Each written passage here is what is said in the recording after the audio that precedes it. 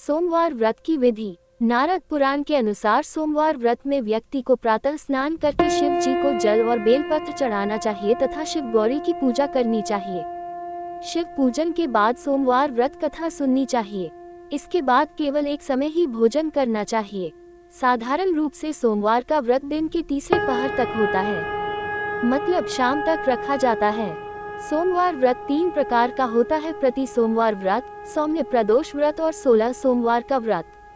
इन सभी व्रतों के लिए एक ही विधि होती है।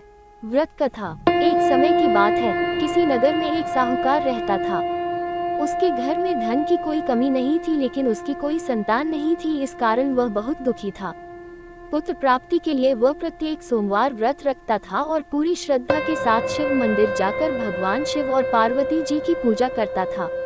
उसकी भक्ति देखकर एक दिन मां पार्वती प्रसन्न हो गईं और भगवान शिव से उस साहूकार की मनोकामना पूर्ण करने का आग्रह किया।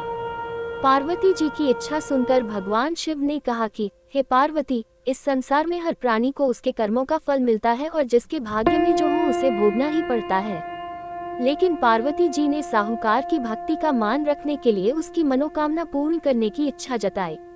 माता पार्वती के आग्रह पर शिवजी ने साहूकार को पुत्र प्राप्ति का वरदान तो दिया, लेकिन साथ ही यह भी कहा कि उसके बालक की आयु केवल 12 वर्ष होगी। माता पार्वती और भगवान शिव की बातचीत को साहूकार सुन रहा था।